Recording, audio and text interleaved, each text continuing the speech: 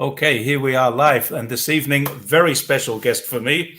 Ben Norton is well known, probably an interesting person because for me, Ben, you're the only person that I've chatted with who is not specifically China related.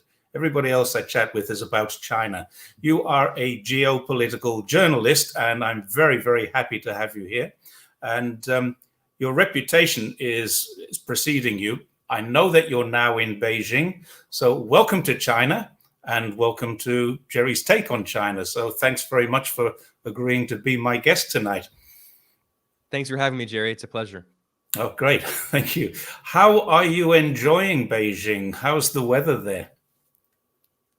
Very cold, but Beijing's been great. It's been a very interesting experience. I've been here for over 4 months, almost 5 months now, and I've learned so much. I mean, fortunately I've had the possibility of traveling around a lot of countries, around 40 countries, but most of the countries in Latin America and the Caribbean and Europe, and a little bit in the so-called Middle East or West Asia. This is my first time in East Asia. And of all the places I've been, I think China is the most different. And that's, incredible because so many countries have been very Americanized. U.S. cultural influence is very powerful. And I think China has been able to preserve its own unique society in many different ways, which is very admirable. And then, of course, economically, China has been, I think, been able to maintain its sovereignty more than any other country. I actually did a video about that. I think China is probably the most sovereign country on earth, which is very important, especially I spent a lot of time living in Latin America, and this is a region where a lot of political movements and countries are trying to figure out how to be more sovereign. So it's been a very interesting experience. My biggest goal that I'm working on trying to overcome now is learning as much Mandarin as possible, which is very challenging but rewarding. I believe you're here to study. Are you studying Chinese or are you studying in China in an English language? Yeah, well, in English, but I'm also studying Chinese. So I wanted to come to China because, I've done a lot of reporting on U.S.-China relations and Chinese policy and economic policy. And, you can read a lot about a country and you can learn about it, but you don't really know it until you actually spend time there, you live there, you meet people, try to learn the language. And I spoke with some people who were based in China and was considering the different possibilities for coming here. And basically, I thought that the best thing to do would be to come and do a PhD because, I eventually had wanted to do a PhD and I didn't want to do one in a Western university. So I thought that it would be a great opportunity here in China, which has a great university system. So I'm doing a program in what is essentially economics, focused on development economics. It's really the full title would be International Political Economy. And I just started, and it's in English, but I have classes that are Chinese classes, and I'm learning Chinese. So, it's been a very interesting experience, and it's the most difficult language I've studied. But I'm sure you've also studied Chinese, and it's very rewarding. I mean, just in a few months of study, when you can finally start to do basic communication, you feel very accomplished. It's very rewarding. Yeah, I didn't actually study Chinese. I came here almost 20 years ago without a plan to study Chinese because I didn't plan to stay here. And then one thing led to another. And I speak a functional Chinese, but I'm not trained. I can certainly have a good conversation with the taxi driver as long as it's just within the city limits. Beyond that, I'm struggling a little bit. But yeah, I can get by. I can order food, get directions, stuff like that. But I've never actually studied it. Somebody's put on a comment here that I'm going to put this up because see what your comment is to this one. You should learn the Cantonese dialect too. What do you think about that?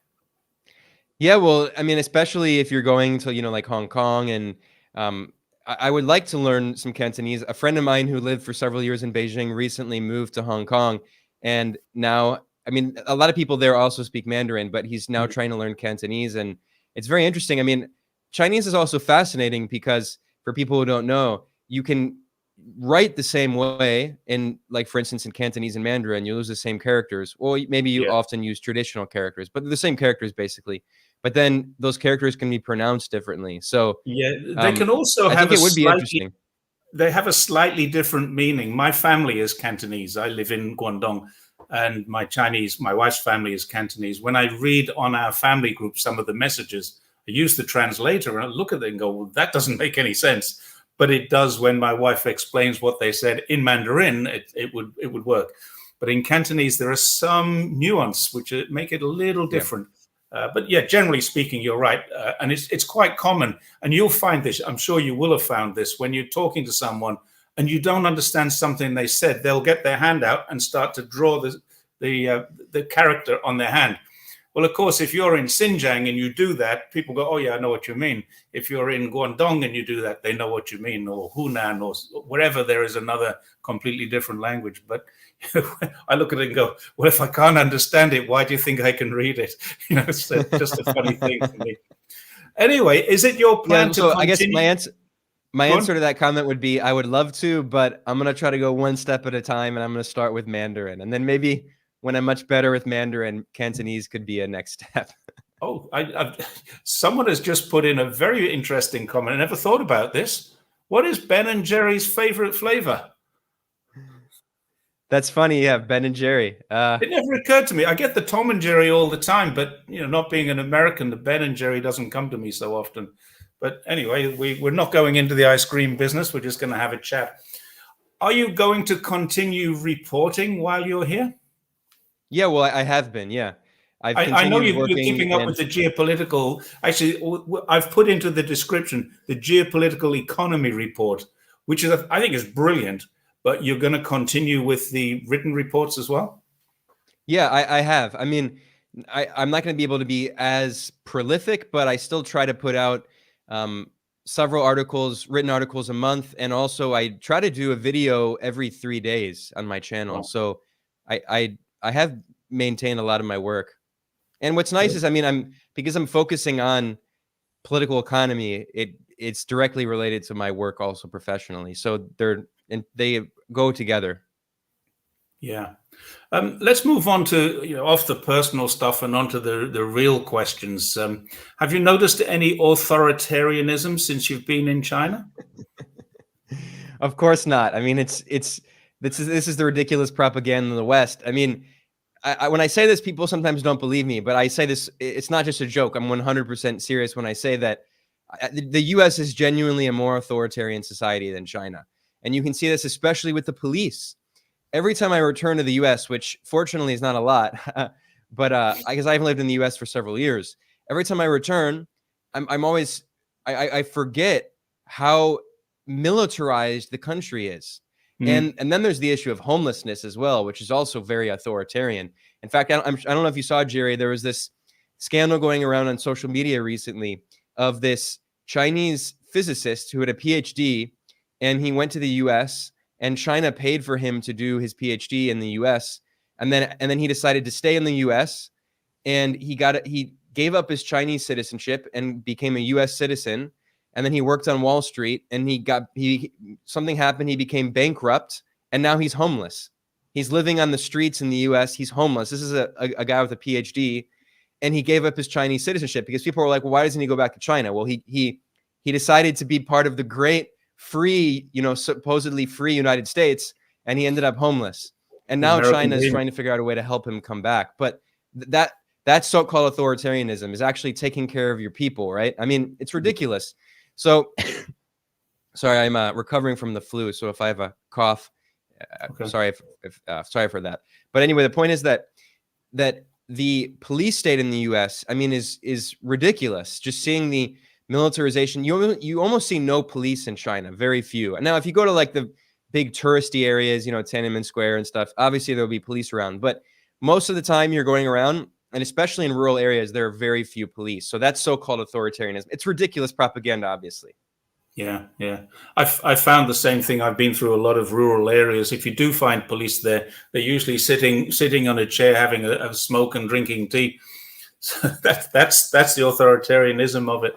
And exactly. I was once part of that in the UK many years ago.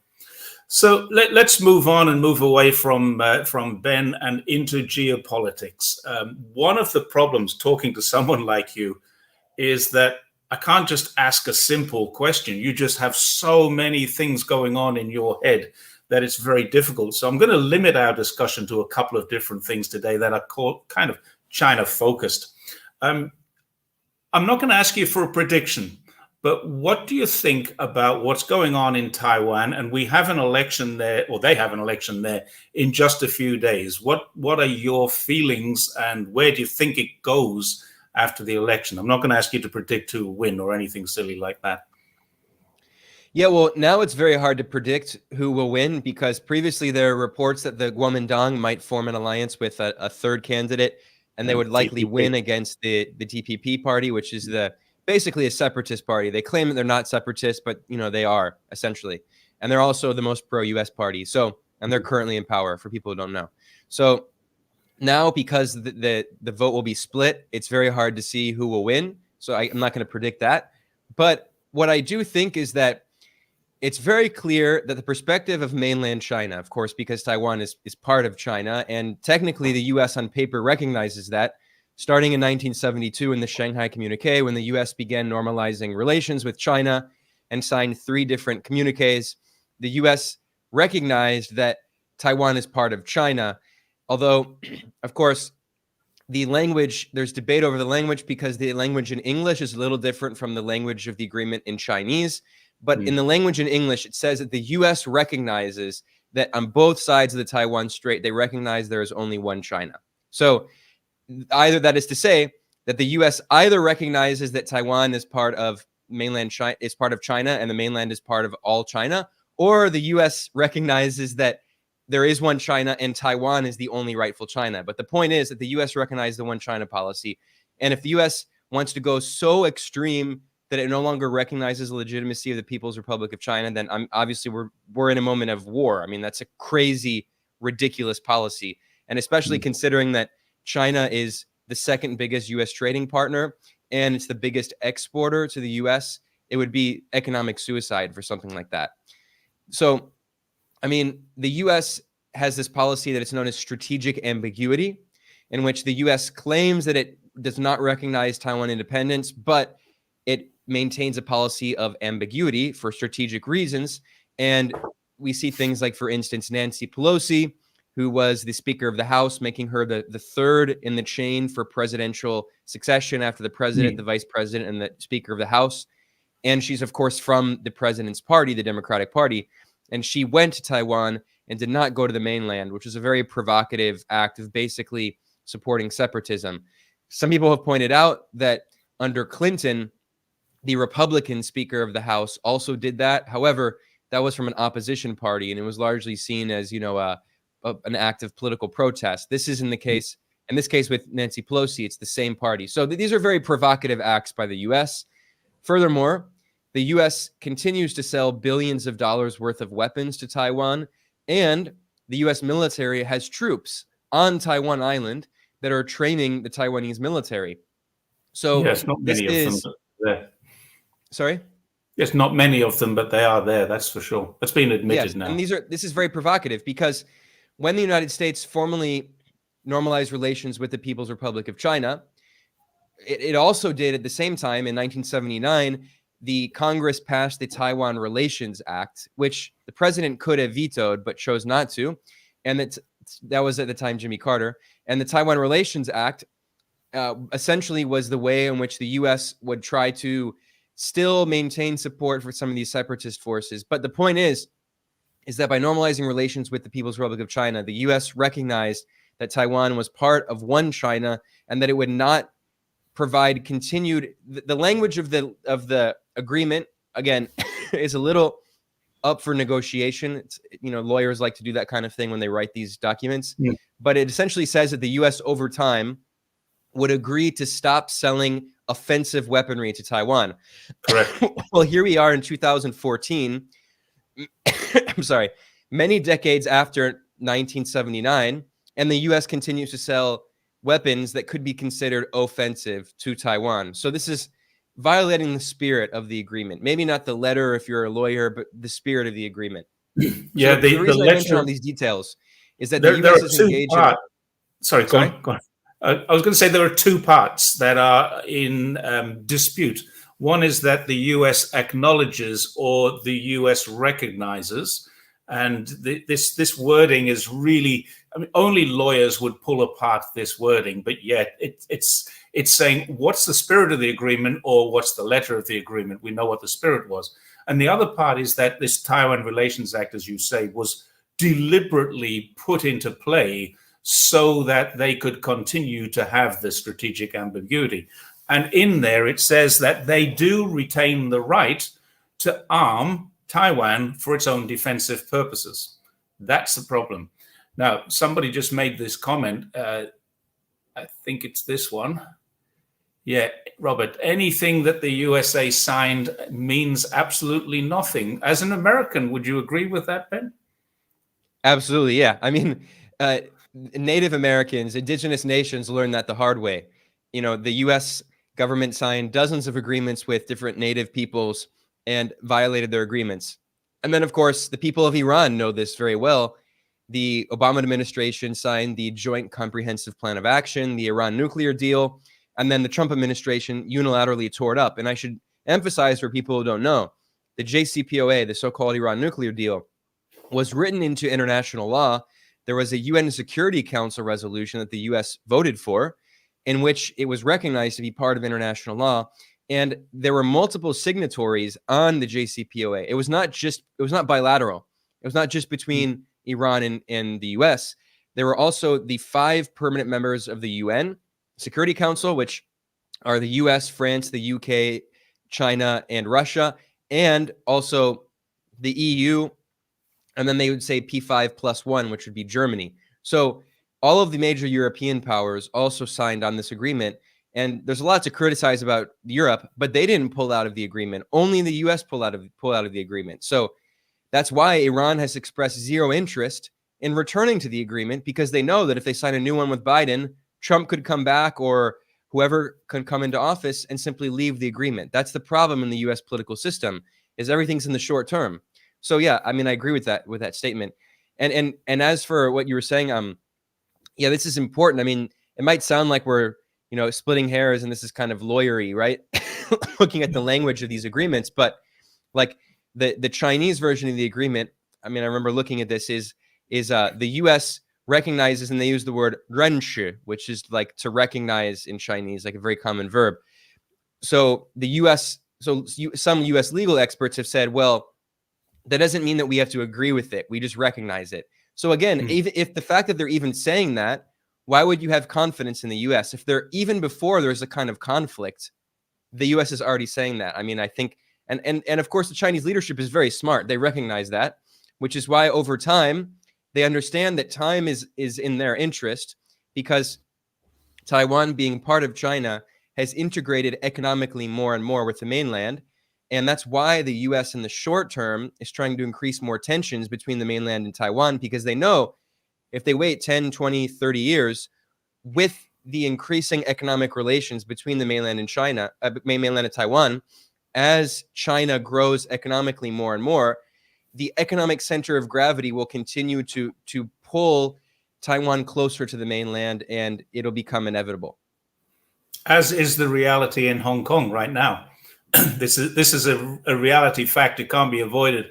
The media might choose to tell us differently, but the reality, because I live very close to it, I'm seeing the Hong Kong business people here. I'm watching what's happening in Shanghai and in Nansha and in these places which are special economic zones. And they'll do the same. They have already done the same with Xiamen to make it just opposite the West Coast and the East Coast, opposite the strait. They've now got special economic zones, so it's going to be of great benefit to Taiwanese business people. Have you met any Taiwanese business people yet in your time here? Not business people, but I've met Taiwanese students and just people from Taiwan who live in Beijing in the mainland. And yeah. I mean, the only ones I met are younger, so of course there's a generational divide. But it's interesting. I mean, if you look at polling, the vast majority of people in Taiwan want the status quo. Now, yes, to be fair, According to polls, not a lot of people immediately want to be reunified, but the vast majority, we're talking about polls, polls show over 80% want simply the status quo to remain. And equally, only a very small percentage of people in Taiwan want straight up independence, less than 10%, according to some polls. So what's interesting is some of the older generation of the Kuomintang era, some of them tend to be very anti-mainland, but also some of them, because the Kuomintang technically recognizes that there's only one China, they do see the mainland and Taiwan as being part of the same civilizational zone of China and are actually not in any way supportive of independence. And some of the young people I've met have a similar view because they grew up, there was a lot of, as you know, there was a lot of racist stereotypes about mainland Chinese for many decades. And we saw, for instance, during the riots in Hong Kong that were, of course, supported by the US and the UK, we saw some of these Western-backed rioters where they were waving the British colonial flag because Hong Kong was a British colony until 1997. And there was this racist propaganda that was spread by some of the main corporate media outlets in Hong Kong that belonged to the oligarchs. And in some of the propaganda, they portrayed mainland Chinese as locusts, right? There's this very ridiculous stereotype. And that was rooted in the fact that for many decades, the mainland was significantly poorer than both Hong Kong and also Macau and Taiwan. But now, increasingly, the mainland is getting more and more prosperous, and those regions are economically falling into stagnation, places like Hong Kong and Taiwan.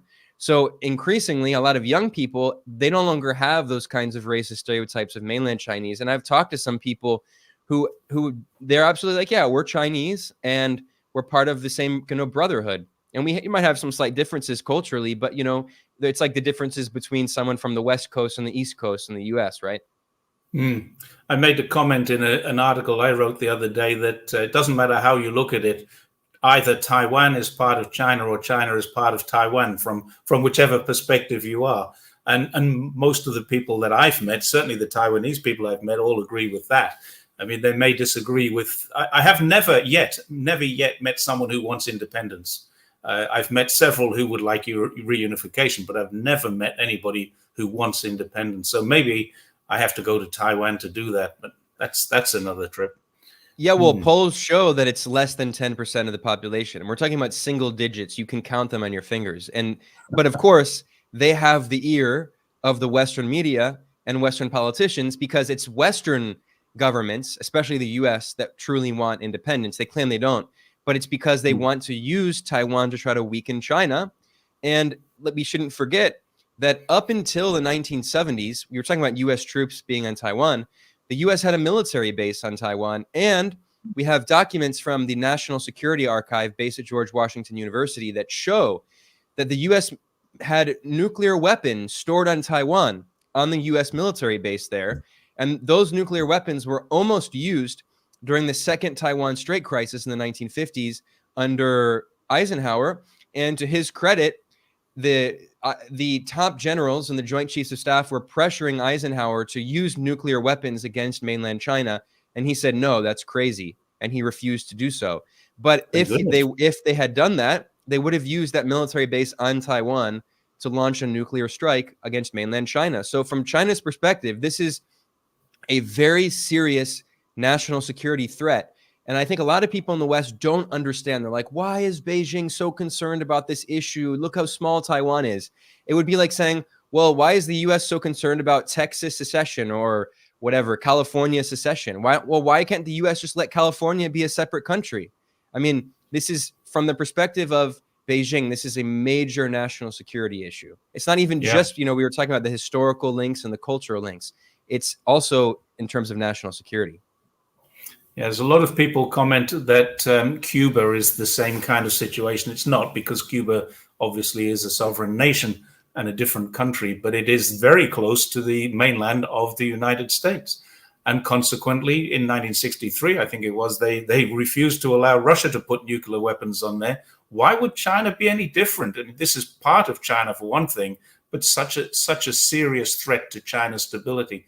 But we are surrounded. I mean, I'm in China now, and we are surrounded by American military. There's Japan, there's the Philippines, there's Korea, and then there's even, on the other side, we've got things in Malaysia, Singapore, not Malaysia, sorry, but Singapore, and a few other places where the American military have bases and point everything towards China. So you can see why they're concerned.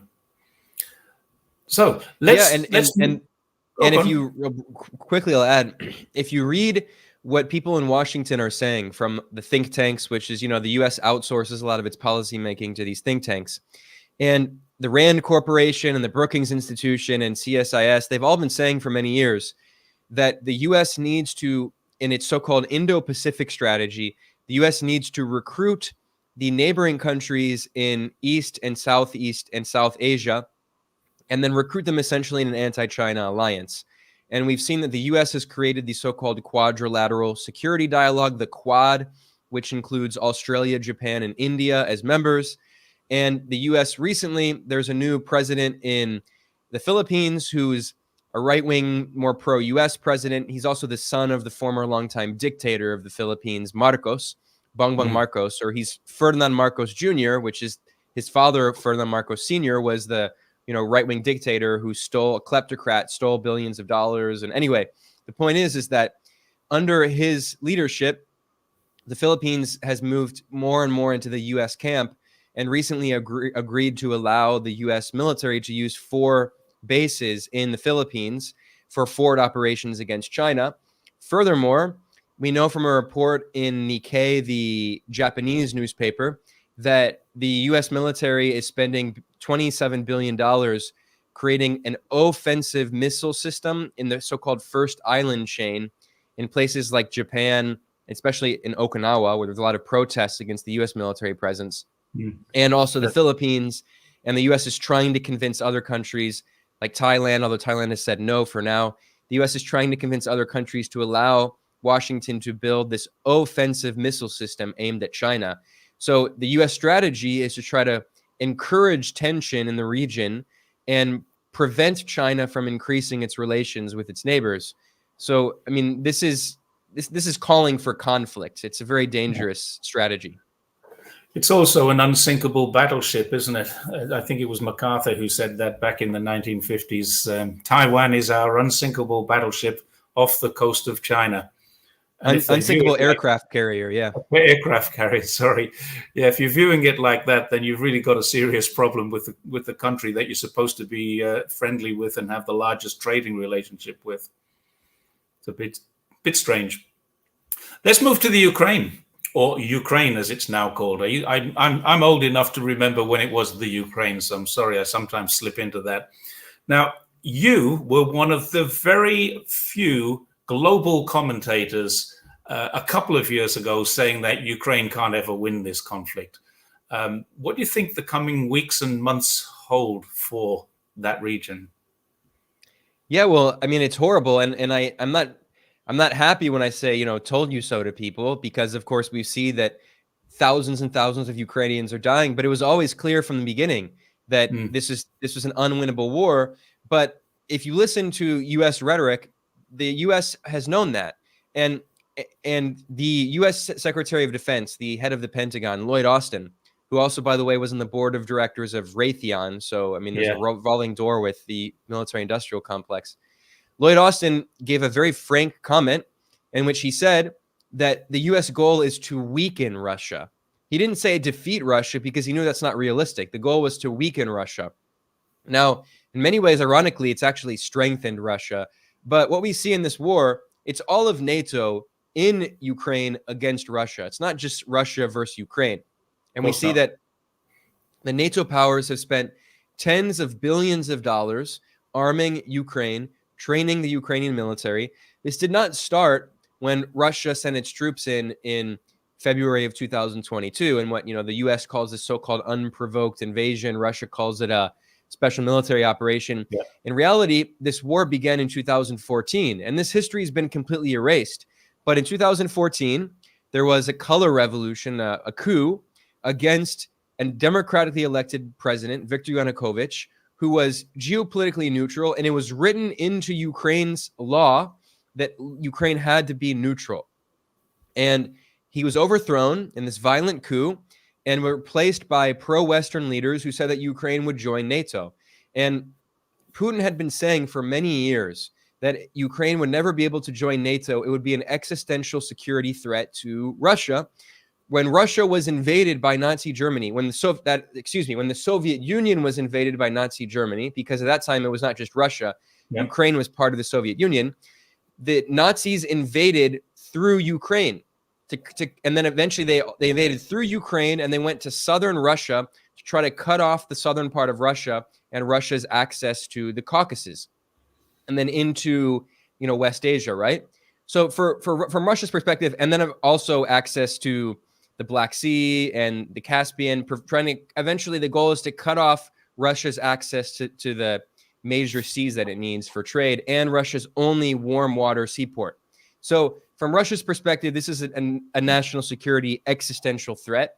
And that's why in 2008, when there was a NATO summit, it was George Bush who declared that Ukraine and Georgia, the country of Georgia, were going to join NATO at some point in the future.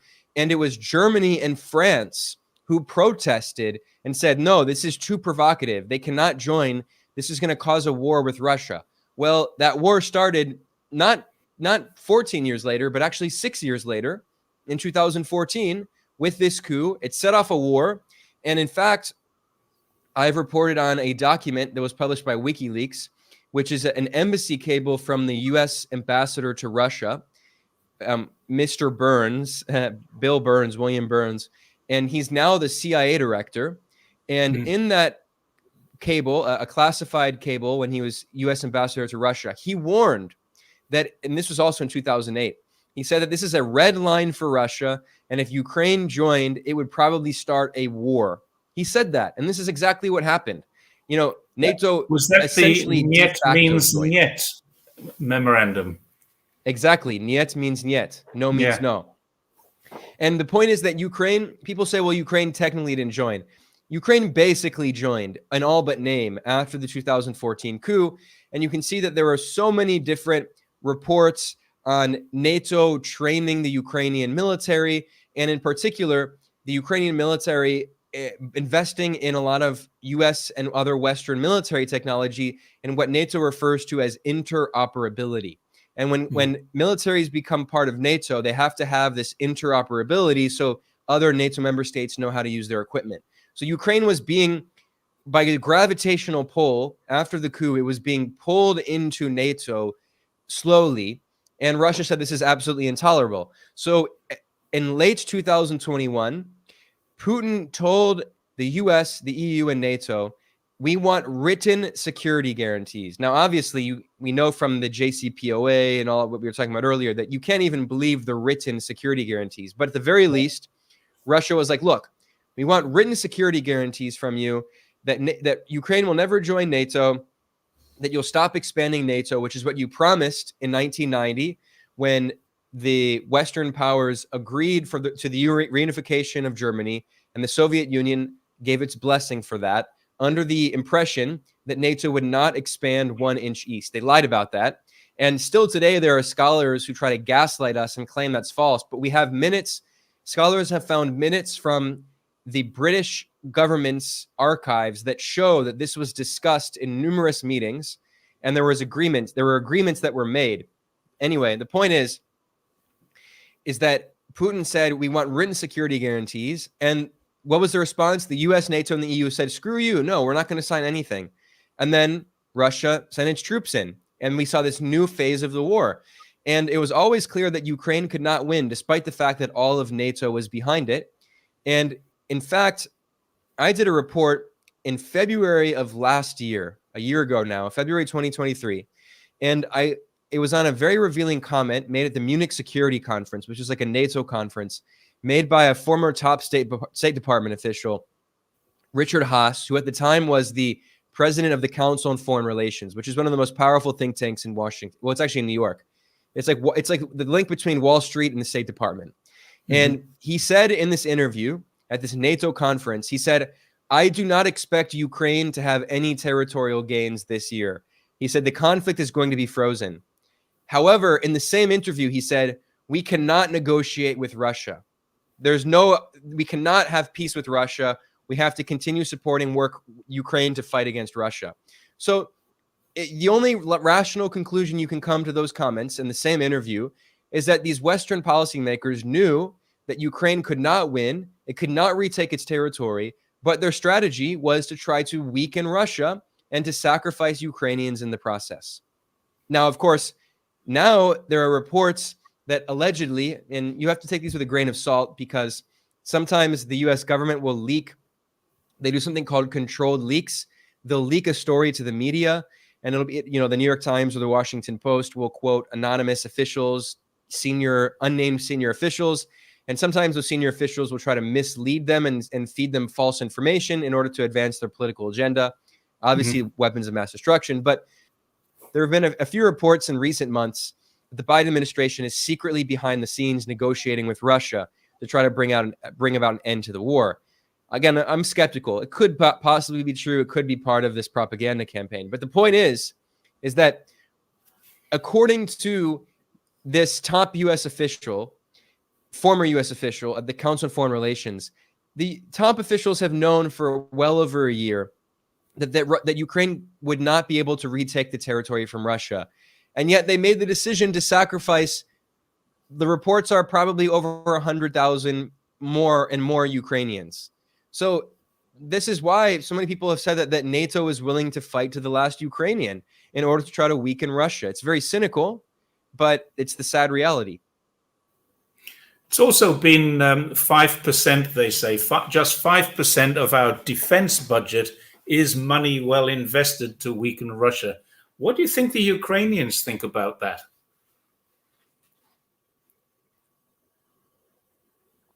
Well, it's funny. I mean, the Politico reported that, I think this is definitely true. They actually had the memo. Politico reported, citing a memo, that the Biden administration was lobbying members of Congress to approve more military spending for Ukraine because they said it would create jobs in the weapons industry in their congressional districts. And they quoted the memo itself. So, I mean, it's incredible to hear. Like, this is famously known as military Keynesianism, right? So, I mean, the government could invest more and in particular provide healthcare and education, which would mean that people have more disposable income, which could increase aggregate demand in the economy and lead to economic growth. But instead of doing that, they do military Keynesianism, which is simply spending more on the military industrial complex.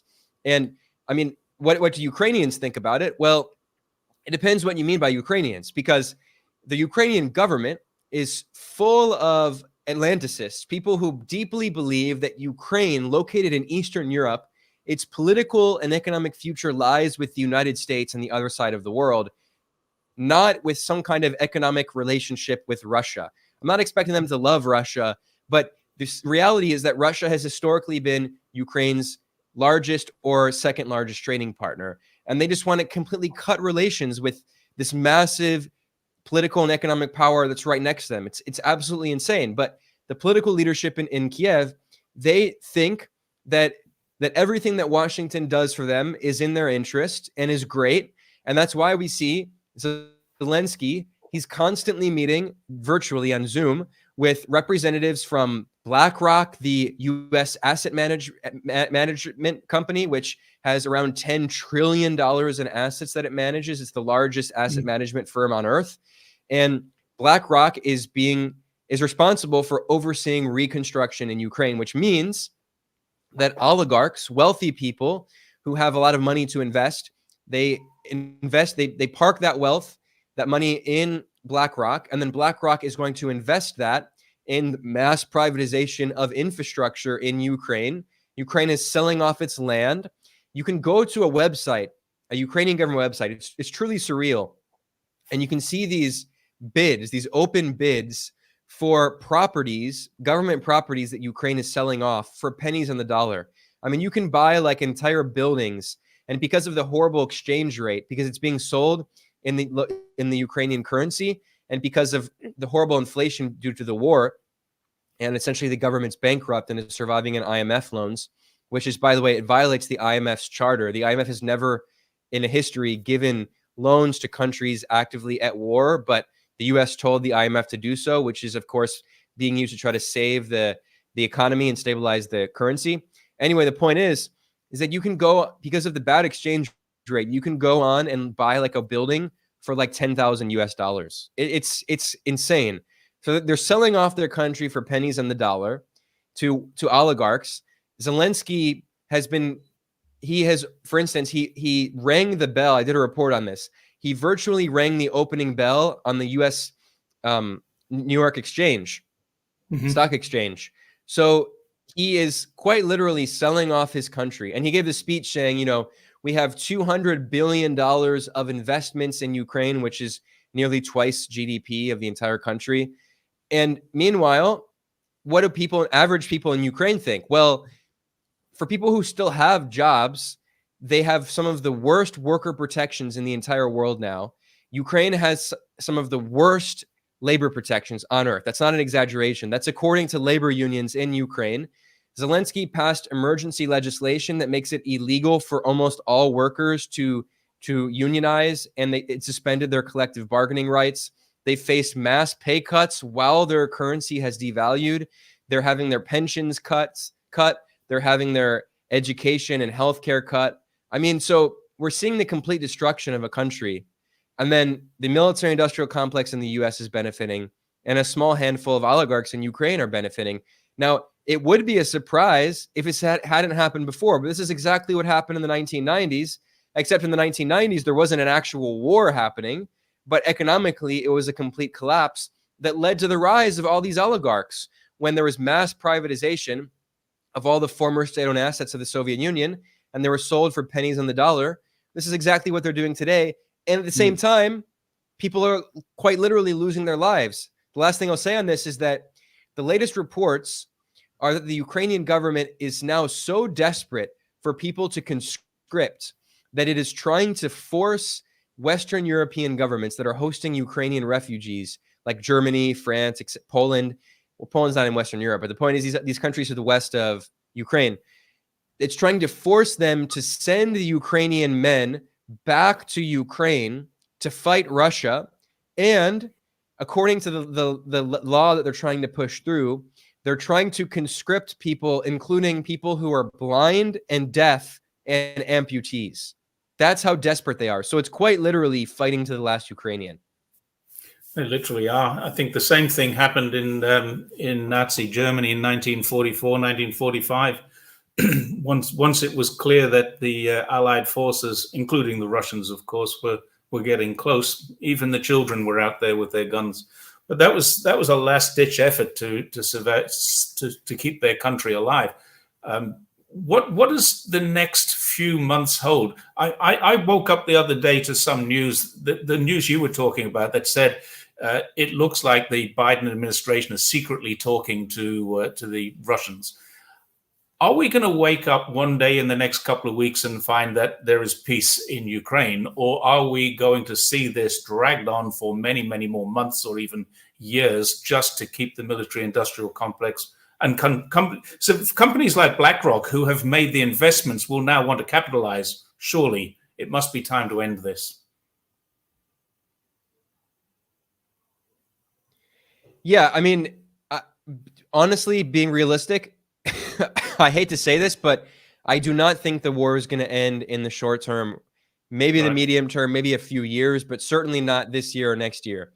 I think it's going to continue to drag on because, unfortunately, if you look at it from NATO's very cynical perspective, they say, look, if we sign some kind of agreement with Russia now and the war ends, then Russia is going to hold on to all of the territory that it has already annexed. There's no way.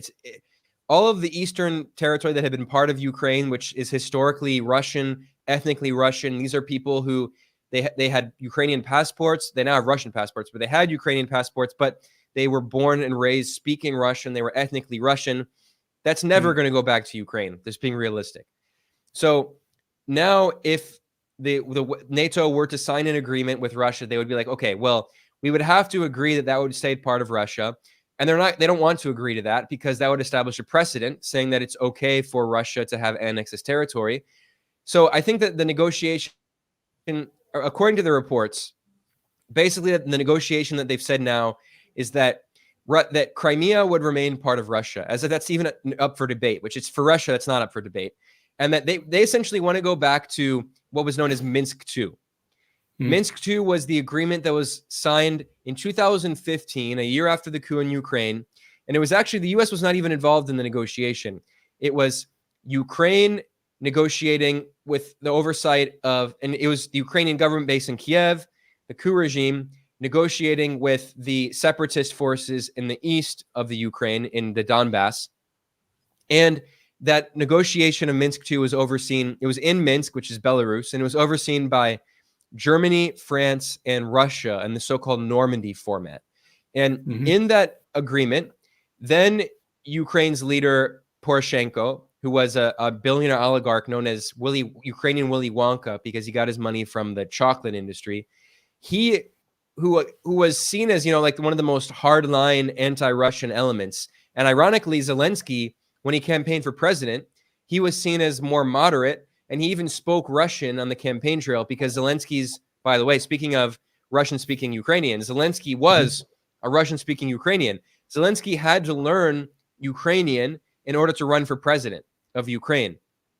But anyway, the point is that in the Minsk II agreement, Ukraine agreed that it would decentralize authority and allow autonomy in the eastern region of the Donbass. And it also agreed to several other policies. And Kiev completely violated that agreement and never took it seriously. And in fact, Zelensky admitted in an interview that he never took Minsk II seriously and never was actually serious about implementing it. So now, according to the reports, what NATO is trying to negotiate with Russia is going back to Minsk II. It's saying Crimea remains part of Russia. The Donbass goes back to Ukraine, but has autonomy. For Russia, that's a complete non-starter, because why would they have waged this war then? Because that's exactly what they were supposed to be before this war. Ukraine was already, it agreed in 2015 to abide by this. So now NATO is saying, okay, let's go back to where we were before this latest phase of the war. Let's go back to, and now maybe Ukraine will implement what it pretended it was going to implement in 2015. So that's not going to happen. So that's why I think the Biden administration is trying to negotiate. Russia's going to say, no, screw you. We're not even going to negotiate that. And now, honestly, my concern is that the incentives are on both sides for continuing, because Russia's going to say, fine, if you're not going to negotiate with us, we're going to take more. And then we're going to take Odessa. We're going to take other cities. And then when we negotiate, you're going to say, okay, fine, you can keep Donbass, but give us back at Odessa or whatever. I mean, from Russia's perspective, it makes no sense to agree to these ridiculous terms. So there's basically, I mean, Ukraine is just going to continue to be carved up. It's a horrible situation. Ukrainians are the ones losing. But again, as we talked about, the U.S. military-industrial complex benefits. And from the perspective of the U.S., they think that Russia is being hurt by this. But in reality, by starting this new phase of the war, Putin was sending a message to the West. Putin was saying, look, for decades, Russia has, since the end of the Soviet Union in 1991, Russia has tried to integrate with the West. And you would never take us as an equal partner. And every single attempt that Russia made to integrate, you always wanted us to be subordinated to you. And Putin himself, ironically, among the Russian leadership, he was seen as more Europhilic, never pro-US, but definitely more pro-German, because Putin himself, when he was, during the Soviet Union, he was actually stationed in East Germany. Yep. So the point is that Putin always thought that Russia could integrate with Europe. And by this war in Ukraine, he was saying, look, our future is not with integration with the West. We gave up on that. It's dead. Our future is with integration with Asia. And the West is so narcissistic. They cannot get out of the fact that they think, they're like, look, Russia has destroyed its reputation. No one in the West has any positive views of Russia anymore. In Europe, any of the people in Germany and France who wanted to integrate with Russia, they have no chances now. Well, okay, maybe that's true, but the West only represents 13% of the world population. Meanwhile, in just a few years, Russia has entirely replaced its export market for oil with China and India. And Russia is deepening its trade with China and India and other parts of Asia. And its economy is doing fine. Meanwhile, the Western European economies are going into stagnation, and some of them even to recession. So the problem is that what we're seeing is part of a larger geopolitical shift where power is moving away from this cross-Atlantic alliance that what we've seen for hundreds of years with European colonialism. And the center of the world economy is moving back to Asia. And Putin can see very clearly that Russia's future lies in being part of that economic integration with Eurasia. Yeah, there's also the Eurasian Economic Union, which is 5 former Soviet Union countries, which now has a free trade agreement with Iran and is negotiating with Afghanistan, Pakistan, and is also with China as well. They held their last major meeting was in Xi'an last year. I was actually in Xi'an the day that it happened. So it's quite an exciting time for me because I got caught up in all of the security because Xi Jinping was in town. But that's a massive thing that people in the West just haven't got the grips with. This Eurasian Economic Union encompasses something like 15 or 20% of the world's property. Now, that doesn't mean all the world's minerals and all the world's wealth, but the land mass, when you talk about how big Kazakhstan is and the countries that are around there, and then linking to Iran, we've got some massive pull from that area, and they have a free trade agreement with Russia. So a lot of things that Russia can't buy, the Eurasian Economic Union can buy it and then just ship it across tax-free into Russia. So it hasn't really impacted on Russia it's impacted, but it's not impacted negatively. It hasn't really hurt Russia. All of these sanctions didn't really bother Russia. It's like swatting flies for them, I think. Yeah, it's exactly right.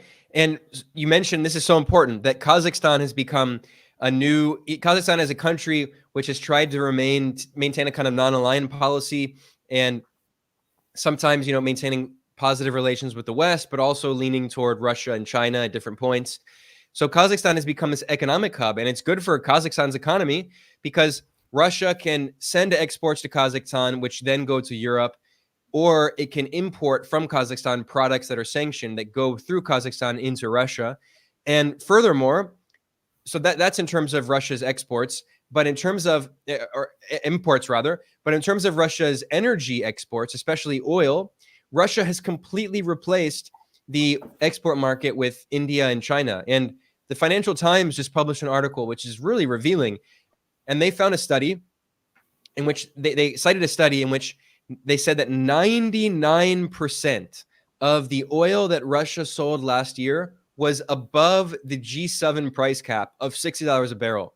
99%. That's to say that the G7 price cap, which was the attempt by the G7, the Western powers plus Japan, to try to prevent Russia from making money in its oil sales, it has been a complete failure. I mean, There's only one way for a 99% failure to be worse, which is 100% failure, which is basically what it was. I mean, like you said, it's like swatting flies, but that's because the West they still believe that they're in this unipolar moment like they were in the 1990s when there actually were no alternatives. The Soviet Union was overthrown. China economically was very weak. And as the Chinese leadership had said, their strategy was to maintain a low profile, to lie low, because the Chinese leadership knew that if they were to do something that angered the United States, then the U.S. could try to overthrow them, and they were much weaker and try to do what some of these color revolutions like they tried in Hong Kong. Now that boat has sailed. They have a very interesting tall poppy syndrome here in China, where you just don't stick your head above the parapet. It's part of the ingrained culture in China. People don't boast about or brag about their achievements. They're very, very modest about it. And you'll get to know this as the more people that you meet and the more you interact with in China, you'll find this. People are very, very modest about their achievements. And one of the reasons for that is because it's so easy to lose those achievements if you are outspoken about it. And this can happen. You can go from being the tall poppy to a broken flower very, very quickly.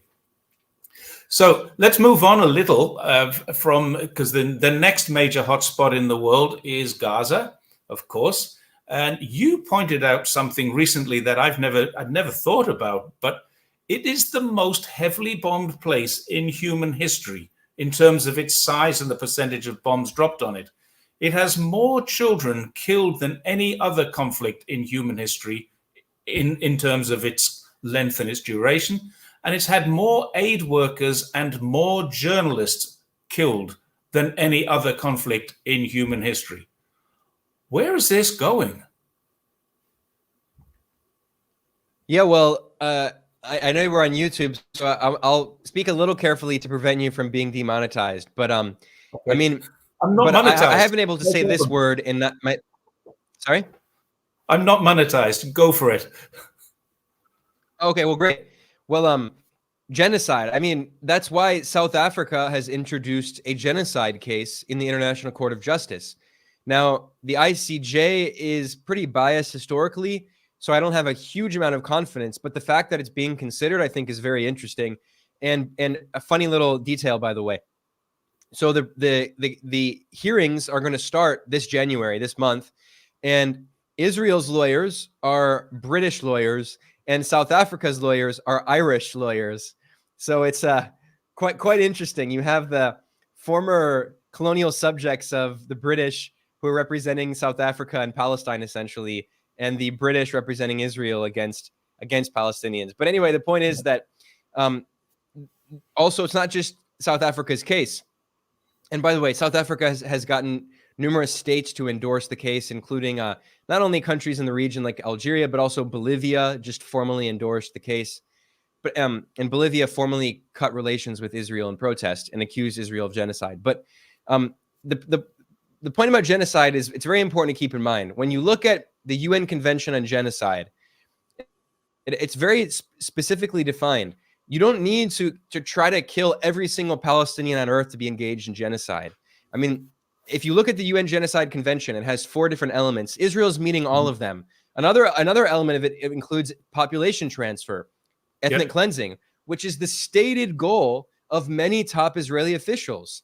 And, you know, Netanyahu invoked the Bible and a biblical verse. I'm not religious, I don't really know, but there's a biblical verse where God tells someone to just like murder everyone and exterminate all of their animals and kill all of them. And that's exactly what Netanyahu, the prime minister, invoked.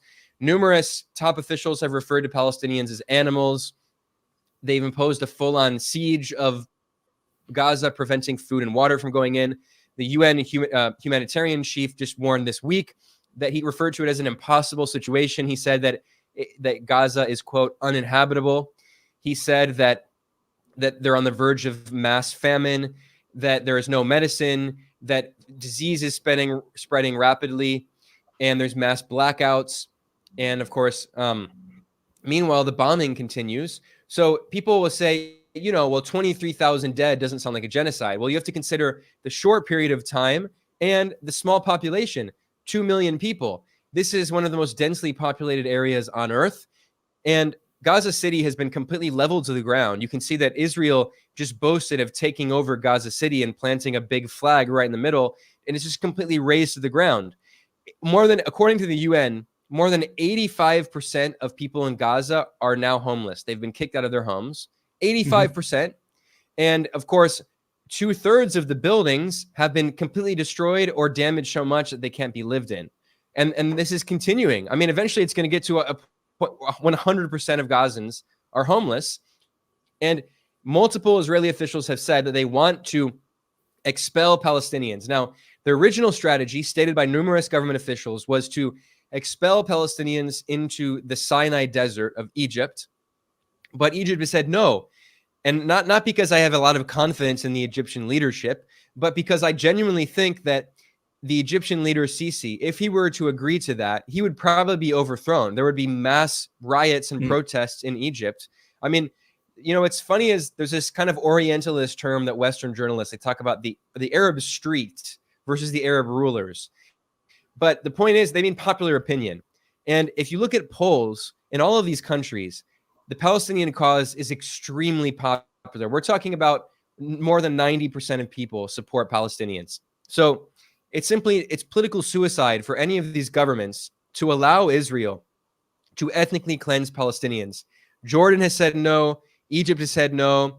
Lebanon, of course, would never say yes. I mean, Lebanon doesn't technically have formal relations with Israel.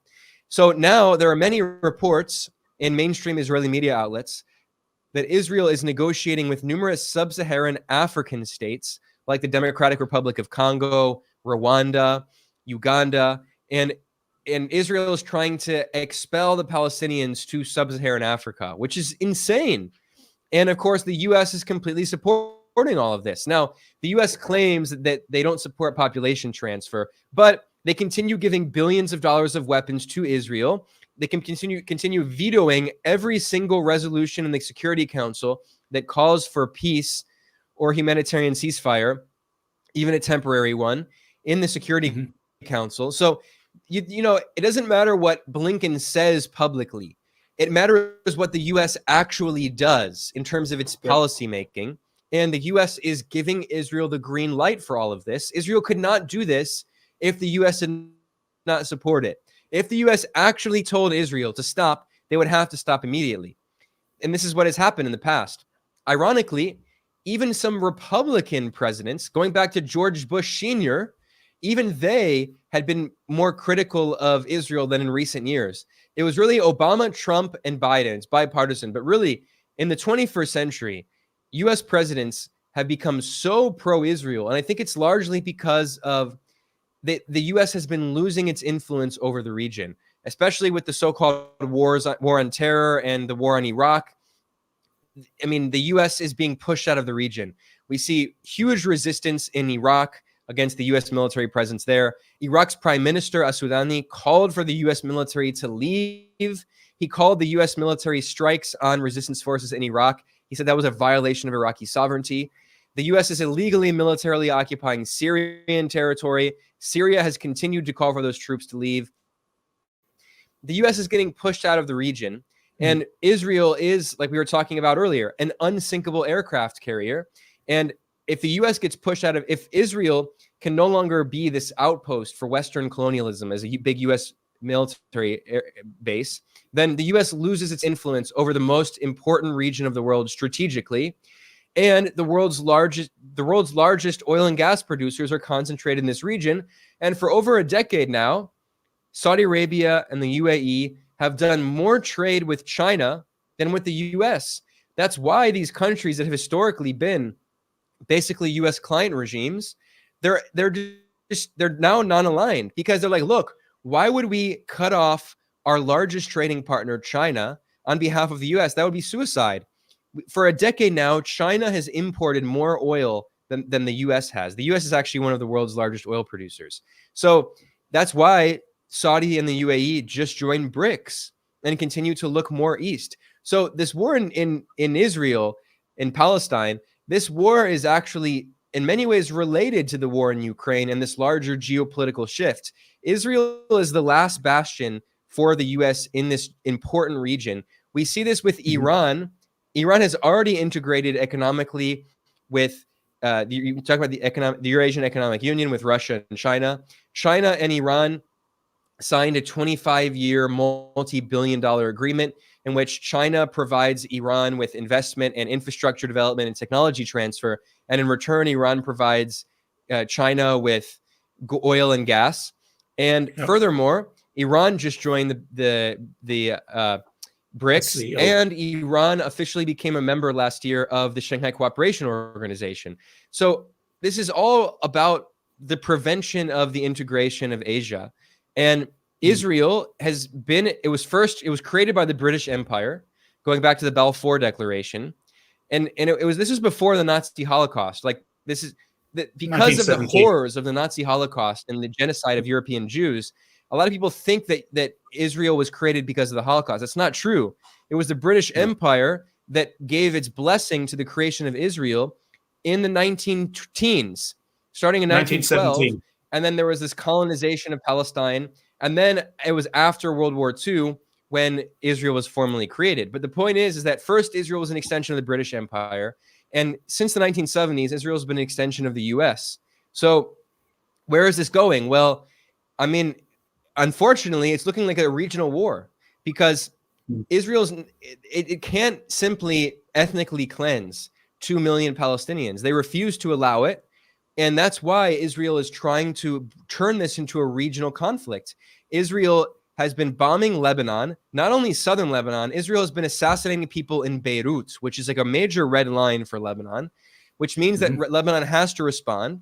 And it's very likely that Israel has been attacking Iran. There was this horrific terror attack in Iran on people who were gathering for the anniversary of the assassination of Qasem Soleimani, who Trump killed in a drone strike in 2020. So it's likely that Israel was behind that attack on Iran, which means that Israel is trying to create a larger regional war, which means that the U.S., of course, would also get directly involved. Not the U.S. is already indirectly, but directly involved.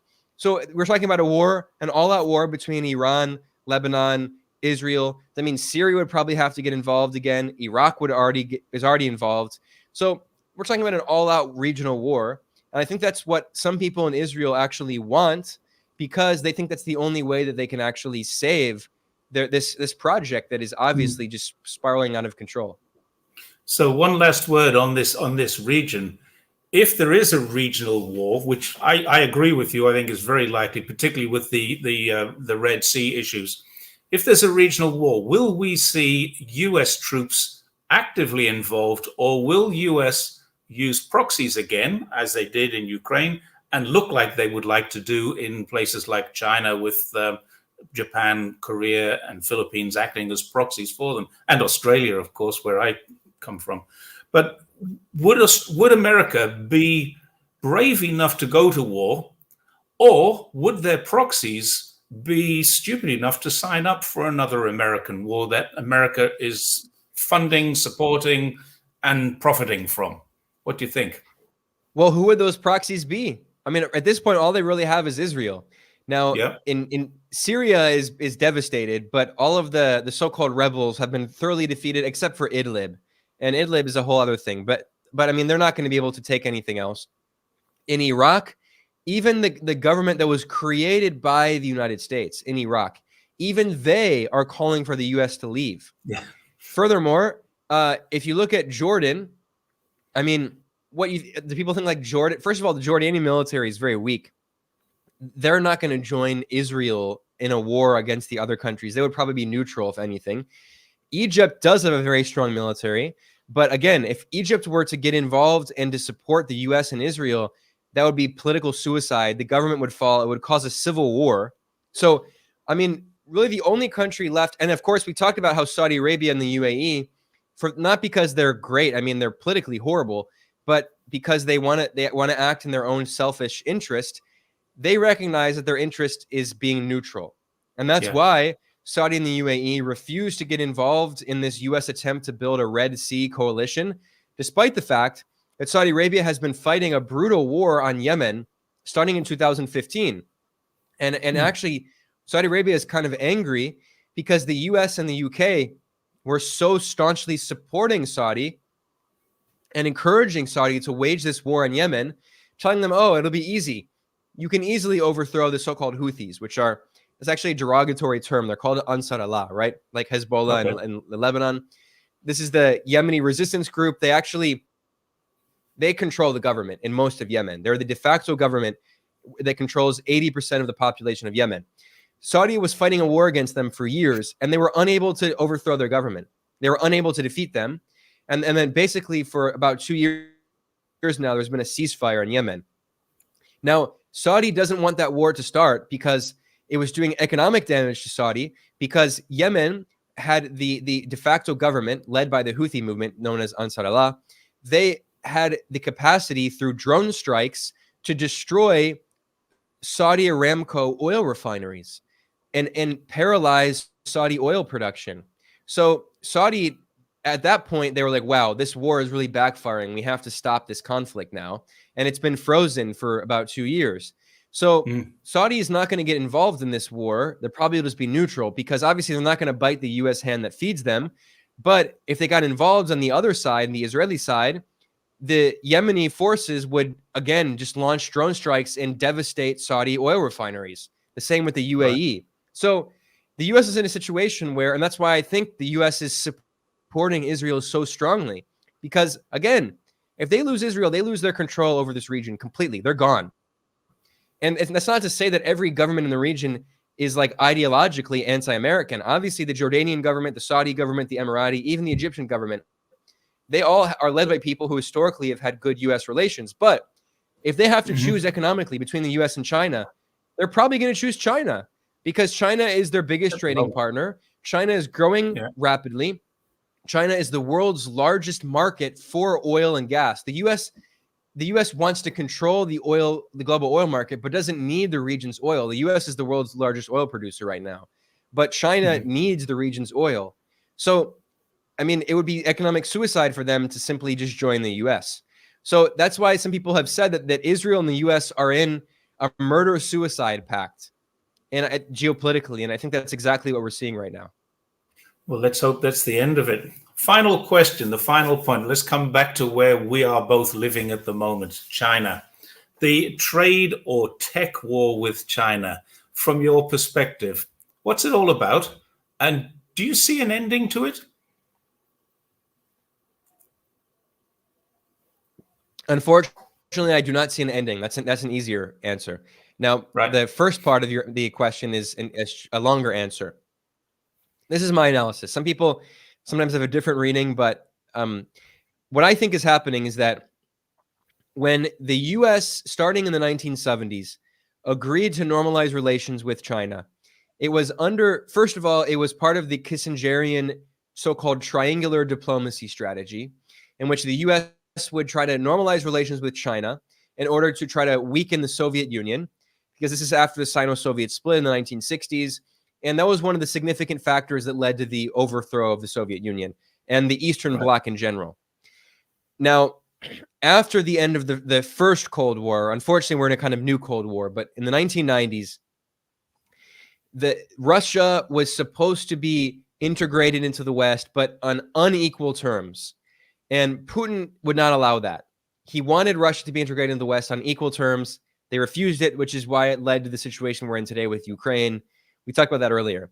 Now, the other part of the strategy was that China would be economically integrated into the West. And if you listen to U.S. politicians, they thought that politically, the Communist Party would eventually be overthrown, and then China would have a Western-style capitalist democracy, and that means that it would be very easy to control it. Just as, the financial oligarchs in the West can control the government through campaign contributions, they thought they could. And this is what Tiananmen was about. It was an attempted color revolution to overthrow the government. We know that many of the people involved, it's not popular to say this, but we have so much evidence now that many of the people involved in Tiananmen were funded by the National Endowment for Democracy, which is a CIA cutout.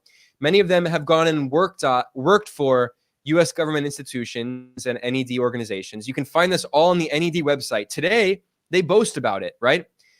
They failed, of course, in 1989. And so the political liberalization in China aimed at overthrowing the Chinese government to create a pro-Western regime. That failed. However, the economic integration continued. So when the U.S. in 2001 recognized that the Communist Party was not going anywhere, they said, okay, fine. We will allow you to stay in power politically. However, you have to be integrated into our system. It's not the international system. It is the U.S.-led economic system. And by allowing China to join the World Trade Organization in 2001, they essentially said, look, you have to do it on our terms. China said, okay, there were some of the terms that China did not want to abide by in the WTO that went against, the socialist policies of the Communist Party. But they said, fine, we will allow this in order to increase our access to global markets. And China did so, also always maintaining significant state-led development policies, including forcing foreign investment to go into firms that were also joint partner. They had joint partnerships with local Chinese firms or dual ownership, joint ventures. Furthermore, China also required technology transfer, which now the West is rewriting the history and trying to refer to as so-called forced technology transfer. But it was completely voluntary. If you look at most of the agreements, you can see very clearly that the investors, they said they were very happy to share their technology with China because they were benefiting from low-paid workers and from a massive internal market for those goods and from very highly skilled and trained workers because China was providing education. So there you had technology transfer, so China could develop its own tech infrastructure.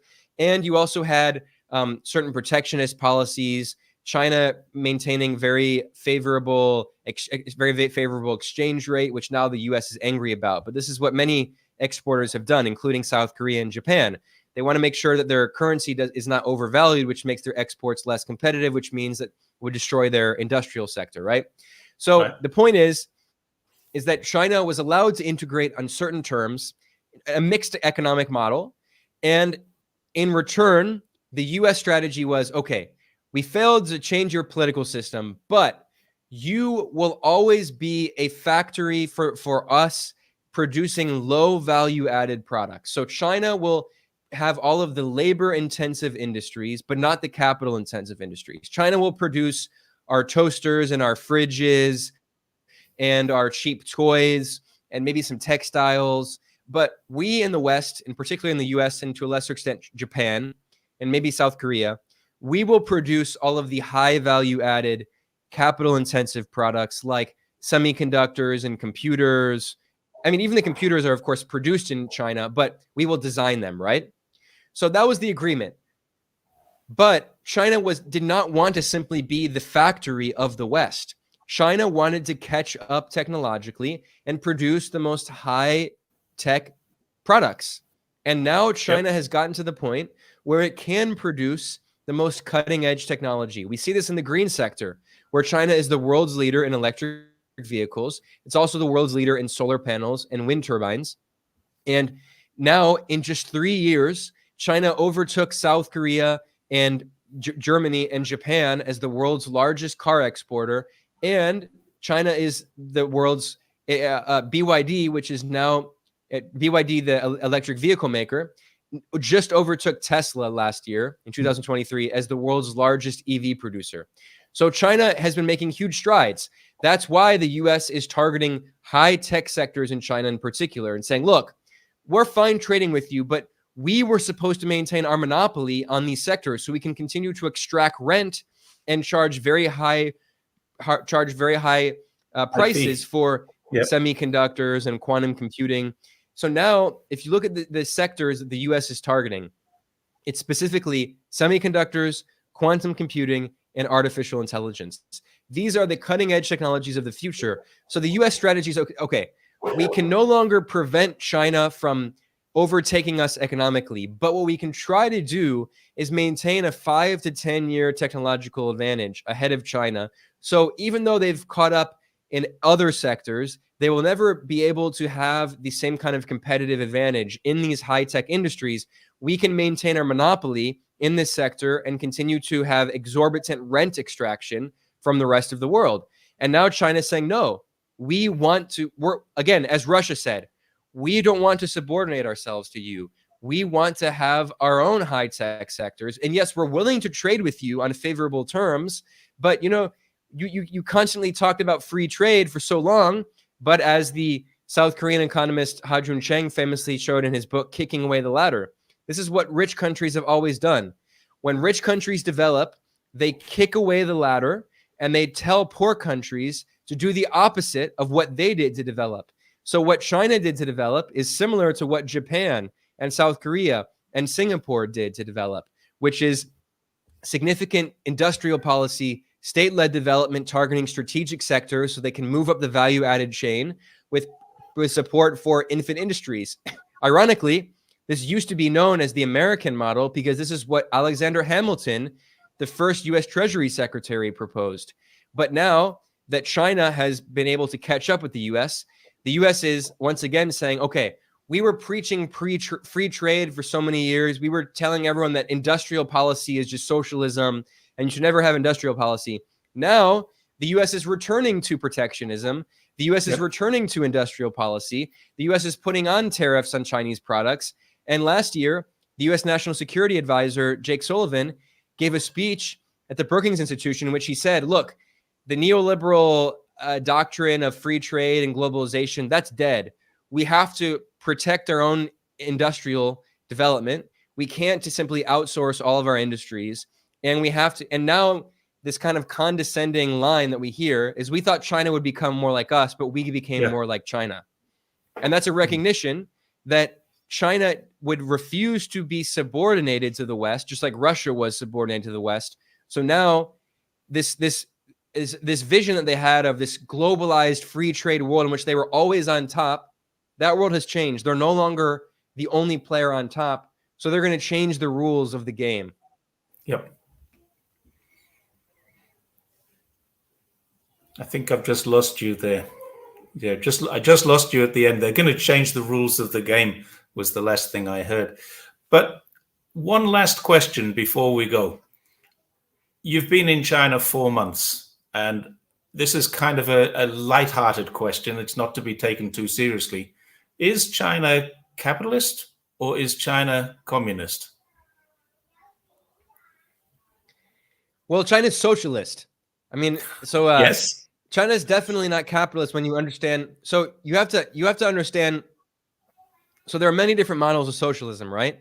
And you have to understand that originally a lot of socialist theorists, when they were talking about socialism, they said that the most important thing in socialism is public ownership of the commanding heights of the economy. Now, I mean, I'm a socialist and I say that openly, but I don't agree with the idea in a total command economy in which every single sector should be controlled by the state. No, there is a role for entrepreneurs. There is a role, but the most important state ownership and public ownership are in the natural monopolies, especially things like telecommunications, infrastructure, in especially finance and banking. That's the most important, but also land and certain natural monopolies. This is exactly what China has. Now, if you look at some statistics, about 30% of Chinese GDP comes from state-owned enterprises, which is way more. The global average is about 10%. And in countries like the US, it's even lower. In China, it's at least around 1/3. Although actually, last year, I actually had a recent conversation with a scholar at Tsinghua University who estimated that in 2021, she estimated last year that in 2022, that 66% of GDP came from SOEs. I actually think her numbers are a little exaggerated, but the point is that in recent years, the SOE share of GDP has increased, not decreased. The point is that going back to the early 20th century, a lot of the discussion was about how important it was in socialism for state control, public ownership of the commanding heights of the economy. That's exactly what is happening in China. And the advantage of that is you decrease the cost of production in other sectors where you can have elements of private ownership. Because, what are the other parts of the commanding heights, the natural monopolies? Education, healthcare. These are all things that in China, the state, if it doesn't have complete direct ownership of, it has significant control over in order to reduce the cost of production as much as possible, in order to allow other elements of the economy to have elements of private ownership, including especially the tech sector, where you do want to have elements of, entrepreneurial, the spirit, right? Like the kind of Schumpeterian creative destruction in order to have this kind of technological advancement, right? But again, it's often done so with significant state support, with industrial policy. So companies like BYD and Huawei, they're not simply acting solely out of the entrepreneurial spirit. They have significant state support in the form of subsidies, in the form of very advantageous loans. And this is another key part of China's socialist model, which is so important that in the West, that is unthinkable. In the West, the banking system specifically, not just the big corporations, the big monopolies, but the banking system has so much control over the political system. If you look at some of the biggest donors to politicians in every presidential election, especially Obama, by the way, it was the banks, Goldman Sachs, JP Morgan, Bank of America. And of course, they were all bailed out by the government. So you have this kind of privatized system in which the financial oligarchs, they essentially have the state that protects them. I mean, it's actually, if you go back to classical socialist theory in the 19th century, when Marx talked about the dictatorship of the proletariat or a class dictatorship, he meant that capitalism is already a dictatorship. It's a dictatorship of capitalists. That is to say that capitalists control the state. And we see this so clearly in the US, where they control the state entirely, and the state saves them.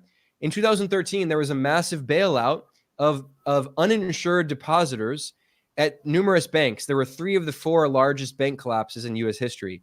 Now, in China, all of the large banks belong to the state. And by the way, the big 4 banks in China are the biggest banks on earth, like ICBC, which has over $20 trillion in assets.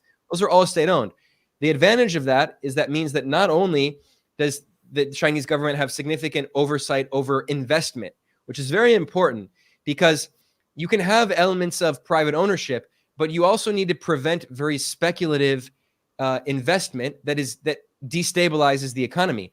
Now, there are a lot of neoliberal economists who claim that all forms of investment are equally valid, right? You know, like the Chicago School, Milton Friedman.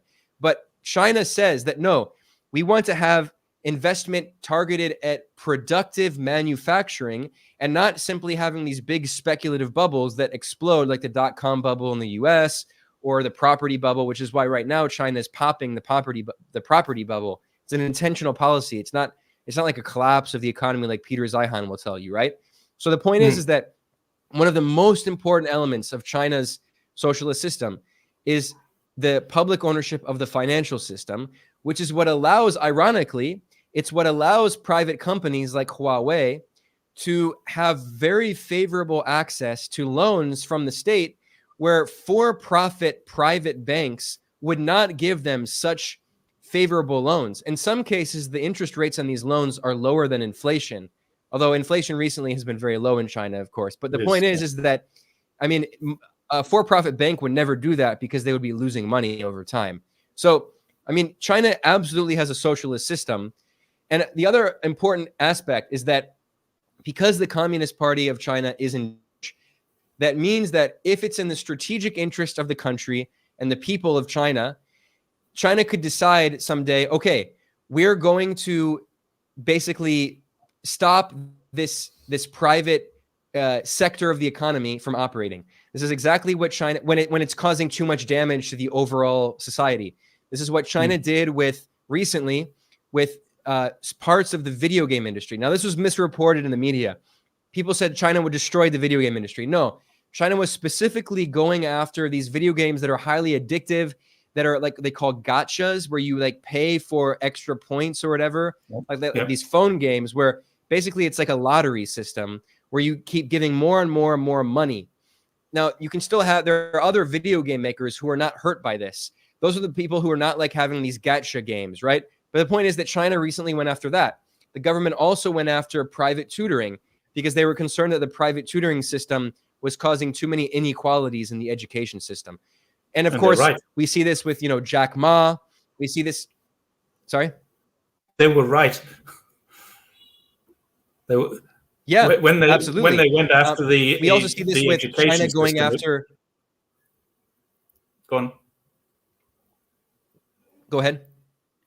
I was just saying they're right when they went after the education system. The other thing that you touched on was the property and real estate, which was out of control until two and a half years ago. China actually re-regulated that, and that's why we had the 2 or 3 major collapses that we had, because they couldn't meet the new regulations. They were given time to meet the new regulations, and most property developers could not.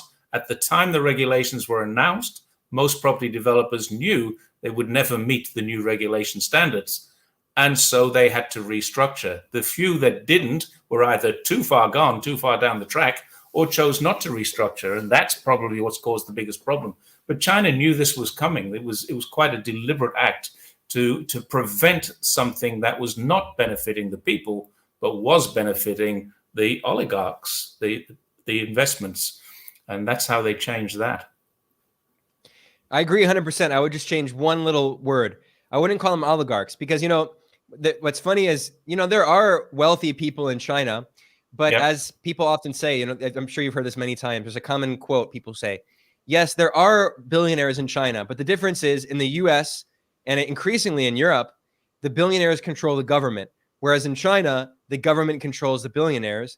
And if they're engaged in speculative, risky behavior, like Jack Ma, who was trying to create a shadow banking system to challenge the socialized banking system, he was disciplined. And we've seen this with other billionaires as well. So that, I think, is the most important thing. Again, there are many different forms of socialism, and the Soviet Union was not the only example, right? A complete command economy. I think China is developing a very unique form that many other countries have emulated and will emulate more in the future. Of course, Vietnam has gone through a very similar process, and Vietnam has had great economic success in rapidly raising incomes and living standards. And out of Southeast Asia, the fastest rising wages of all the region are in Vietnam. And Vietnam is also becoming an industrial superpower like China. So, Yeah. I mean, I think I'm very excited about the future of China and Vietnam and some of these other countries. They've learned from the mistakes of the Soviet Union.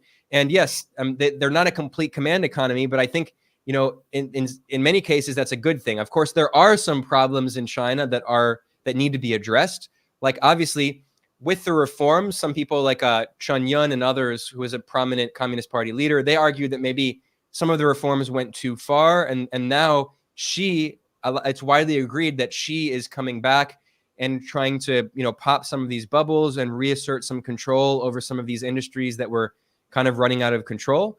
But I think, I constantly say this in my interviews, a lot of people in the West could learn from China. I think there's a lot that China has really discovered, and it's doing very well.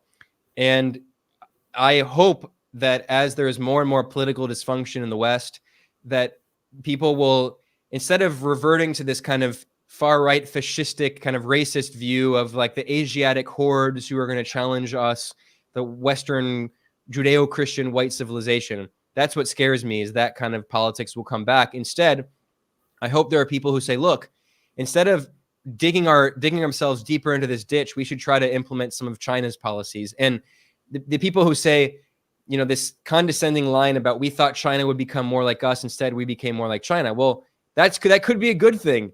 You should become more like China. I think so. There's a little wrap-up question to this. What exactly did Jack Ma? I know Gavin. I know his wife. If you're looking for English food, his wife is. I'll give you a link to his wife's kitchen. But Gav has asked, what exactly did Jack Ma do wrong? Yeah, well, Jack Ma was basically trying to challenge the banking system. So Jack Ma, he's known for private equity, and especially his company Yangfeng Capital. Of course, people also know Alibaba. And Alibaba was getting, Alibaba, along with WeChat, they have a major digital payment system. But what's not as well known is that he was very involved in private equity. And essentially, Jack Ma was trying to create like a kind of parallel banking system, what people refer to as shadow banking, to challenge the state-owned finance sector. And the government would absolutely not tolerate that. So, Alibaba became this massive corporate conglomerate that expanded, had all this vertical integration into many different elements of the economy. And in some cases, China would allow that, but they were concerned about having too much influence as a monopoly and trying to break up its power, especially in terms of finance, which, as I said, I mean, this is not something that's just unique to China. If you look, for instance, what's fascinating is that in the 80s, I mean, you remember this, I wasn't born yet. In the 80s, there was a lot of propaganda in the US and Hollywood about Japan taking over the world, right?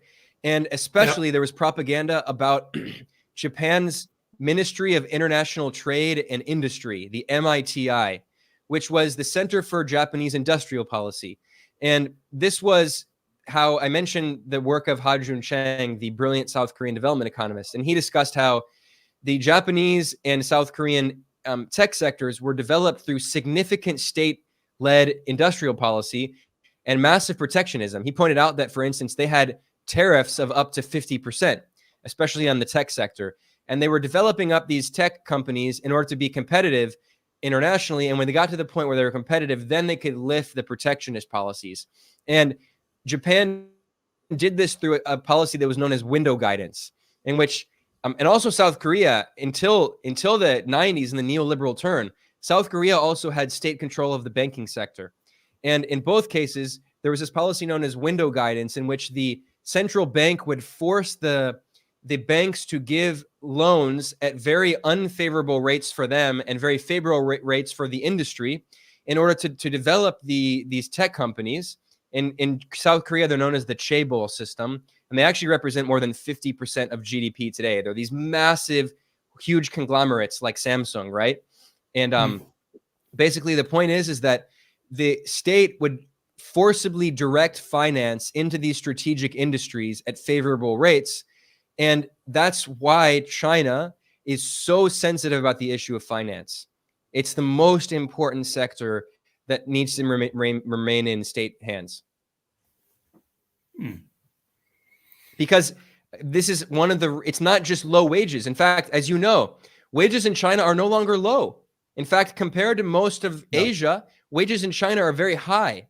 But the reason that China is still so competitive is, one, because companies have very advantageous loans from the state-owned banking sector, and because the government has reduced the cost of production in so many other sectors, like in education, like in healthcare, like in transportation, and also telecommunications.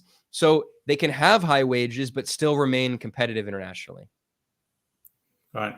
So we're coming to the end of, well, we've gone over the 90 minutes that I promised you. So there's been 3 questions that have come through. I've been watching these things scrolling through as we've been talking. One of them was, have you ever written a book? No, not yet. And that's because, unfortunately, the reality of media these days is everything became more and more video centric. I started as a journalist, as a print journalist in 2013 when I started. And over the years, I've moved more toward video. I still write, but because everything is, you write an article and you get a few thousand reads, you make a video and you get tens of thousands of views. Yes. However, one of the reasons I also decided to go to a PhD. Yeah. And one of the reasons I decided to go to a PhD is because, well, it will be a way for me to come to China for a few years, but also because it will force me to write a dissertation, which I can turn into a book. So in a few years, I will be writing a book. Okay. The next question, that was another yes and no, basically. Now you've been in China for a few months. Would you like to go back to the US? I think I know the answer to this one. Well, no, obviously not. And actually, I haven't lived in the US for several years. Before I was in Latin America. Right. And I do like China. I don't know if I'll stay here permanently. I think I'll probably come back and forth here permanently throughout my life. But right. If I leave, I'll probably go back to Latin America. Okay. And the last question that I noticed, which I thought was a good one, they were coming up quite quickly. So I wasn't putting them up there because it would have interrupted your flow. The last one that I saw was quite a good one was, have you ever had pushback from the government because you are quite controversial in terms of government policy? I think you probably have, haven't you? You mean the US government? Yeah. Yeah, well, I haven't lived in the US in several years. And I haven't gone back to the US that often. I have been questioned at the airport 2 times. But fortunately, I haven't had any other issues. And okay. It is something that's concerning, especially, I mean, before I had never been in China. I'd only been in Latin America. And I was questioned about my reporting in Latin America, especially in Venezuela. But we'll see. Now you're in China, it could be a whole new... I'm a little concerned about going back to Australia or the UK because I'm quite outspoken about both countries now.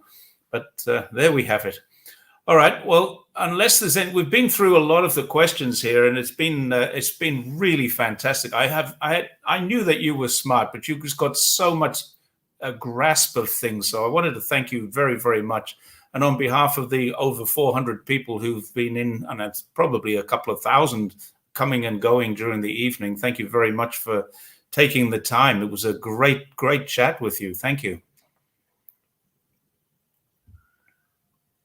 Well, thanks for having me, Jerry. Great questions, good discussion, and keep up the good work. Will do. Thank you. And for that, thank you to everybody who was with us. We're now up to 422, which for me is quite a lot of people. So maybe it's because I've got Ben Norton, or maybe it's because it's me. I don't know. I think it's Ben Norton. But thank you, everyone, for joining us this evening and your good questions. Cheers. And that's time now to end the